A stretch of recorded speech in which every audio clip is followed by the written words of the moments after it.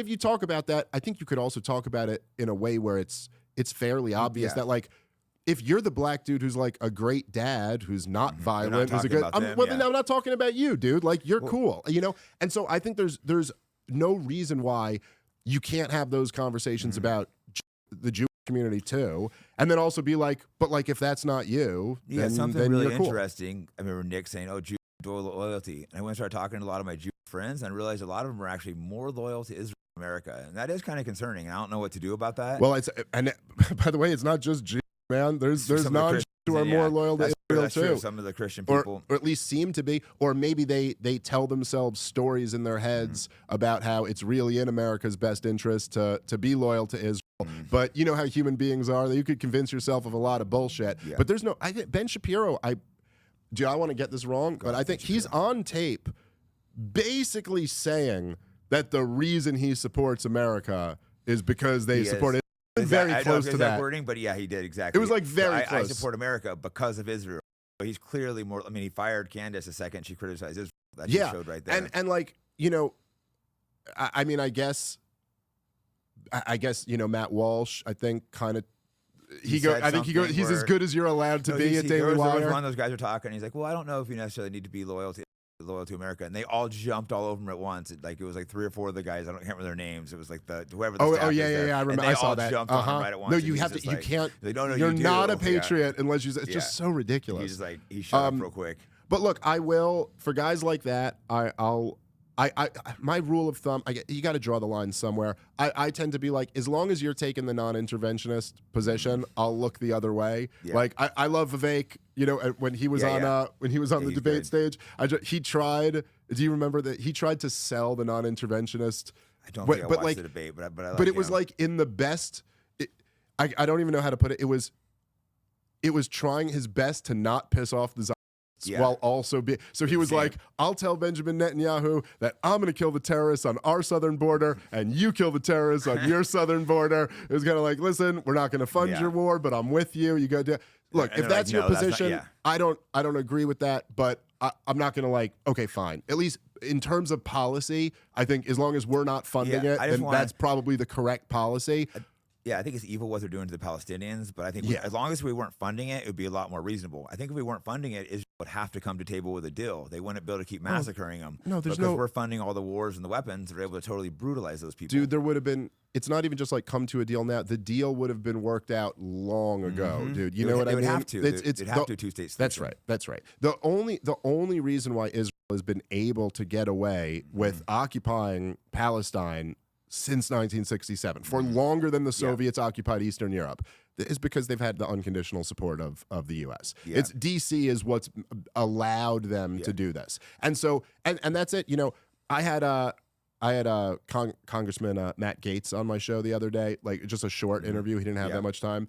And I didn't push him too much on this. Like I asked the questions, but I didn't push him. But he did admit at one point, he said like, well, if we just continue, supporting Israel, it could turn into like a moral hazard, type thing. Yeah. But we're not there yet. He said, we're not there yet, but it could. You're like, it's getting close. You don't think we're there yet. Well, yeah. You don't think we've crossed that line where like, might be doing some things that they wouldn't otherwise do without a U.S. backing. I mean, come on, dude. Like, it's just too ridiculous. The pagers, well, real quick, I want to backtrack real quick, just time-wise, just a quick 5 minute. You want to give a quick history of Israel? Because I think a lot of people don't quite understand. They just hear it was always their lands, God-choosing people. They don't understand what it started in the 1897 or something, the Zionist movement, and So, well, of course, I think because you understand this better than me, so I'll let you. Well, sure. So, like, and because it's really not an exaggeration at all to say that the way they tell the story is, they do a good job. But you can't even imagine that they would be so brazen in the way, and like, so they, I mean, I saw both Ben Shapiro and Dennis Prager have these videos, like these short videos on the history of Israel, and they got like millions and millions of views on them. And I'm not even exaggerating when they're telling you the history, and the way they go is like they go, in 1947, the UN voted to give both of them a piece of land. And in 1948, Israel declared its independence. And then all the Arab countries attacked Israel, and somehow miraculously Israel won. And like that's the history. So that's what I was taught. So if you're asking me to give a quick history, like I just want to preface it by saying like obviously, You need I'm to not go going to deeper do. than this, I'm not going yeah. to do justice to What's the this song. podcast you recommended that you said was amazing? Dude, Is Daryl it long one, yeah. Daryl Cooper's "Fear and Loathing in the New Jerusalem" on the Martyr Made podcast. It's incredible. It's a long, it's a time commitment, but he goes through the whole history, and it's really does a phenomenal job. Yeah, of it's not a 5-minute thing, But- but just I wanted to give you a couple points real quick look, for the audience. so essentially, right, what it is that all this stuff about that Ben Shapiro and Dennis Prager are saying, this is all bullshit. This is not what happened. All the slogans, which are very nice and they sound really good, and there's a land without people for a people without land. Like, who could argue with that, right? Yeah, you know, right. except it's just a bold-faced They're lie. creative slogans. But right. So essentially what happened is in Eastern Europe in the late 1800s, which was a time of a lot of, say, radical new political theories being worked out. There was the early Zionists came out, and so basically Herzl and a bunch of the other guys were there, and their view was that they wanted to start a Jewish homeland in Palestine, which of course was where their holy sites Bible, are, and according to the Holy Book. Now, what's kind of interesting here, right, is that these were a bunch of Eastern European atheists. That's what I always laugh at. They're atheists, European descent, saying that was God gave them that land. Now, I will say, if you can for a second, however you feel, and I would guess your audience skews to be more critical of Israel than friends of them. I would think so. But But I would say, even if as a critic of Israel, you could kind of step back and appreciate that this was a group of poor atheists who had never been to Palestine and wanted to start a country around a religion that they did not believe in, around a language that they did not speak. Like, they didn't even speak Hebrew. Yeah. They ended up doing it. And there's a lot to that story of how they actually pulled this off, which is pretty amazing. A lot of it has to do with getting I'll give them that. Well, a lot of it has to do with getting very powerful international Jewish financing behind it. But this was their goal. And they started to put this plan into action. And the major problem that they had was that there were already people who inhabited the land.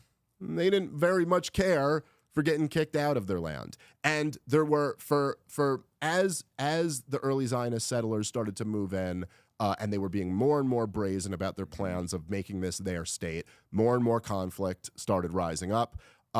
Ultimately, after World War I, the Ottoman Empire collapsed. The British Empire ended up taking control of Palestine under a League of Nations mandate.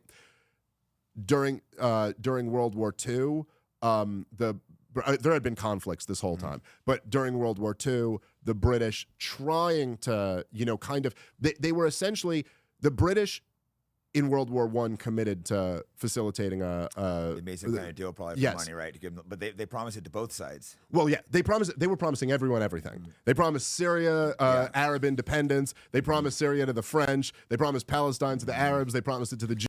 They were just trying to raise money. Well, look, and you're in the middle of a world war. You're like, first things first, let's win this war. Then we'll figure out what's up. We'll figure out what's up afterward, right? But so the Balfour Declaration, right, was written by Lord Balfour on behalf of the King of England, was written to the Rothschilds. It wasn't written to anyone in Palestine. Literally to it was the written to the Rothschilds. Rothschilds to go, hey, you finance our war, and we'll sign off on this project that you support. So, but there's a lot of resistance from the Arabs who live there. So the British are juggling a lot of different things. They cracked down pretty tough on migration during the run up to World War II and in World War II, which really pissed the Zionists off there because they saw that rightfully as their best opportunity to get people to move to Israel, which was their big project.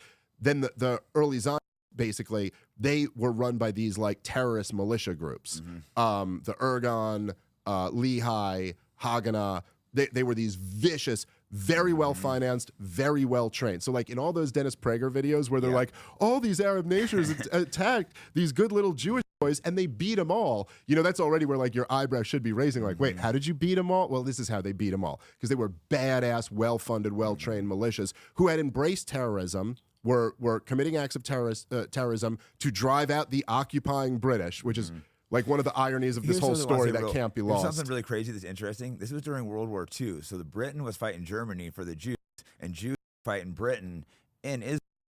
Yeah. How crazy is that? And they say no one came to defend us because they were literally in war with Britain, who was war with Germany at the exact same years. That's so crazy to me. Well, it is true in a sense that no one came to defend a lot of the Jews who were stranded in Europe. But at the same time, right, then there's this other side of the story. And another interesting little like kind of note of history is that the Stern Gang, who was one of those terrorist militia groups in Israel, I believe they met with Nazi officials once, and I think they were trying to work out a partnership with them because they liked what Adolf Hitler was talking about. Now, I don't know. I don't think they liked what Adolf Hitler did at the end of the war. Like, I don't think they were like on board with the genocide. But when Adolf Hitler's plan originally was kick all the Jews out of Europe, the Zionists were like, hell yeah, that's our plan too. Get them all over here. Well, they even sunk a ship of Jews that were getting left. That's how ruthless these people were. So they would kill Jews too. It was any means possible. Oh yeah. You might remember the ship, but they sunk this ship. Yeah, I think I know what you're talking about. Because it was getting about. sent away, and they blew up the ship, and it killed a couple hundred Jews. Yeah, they were like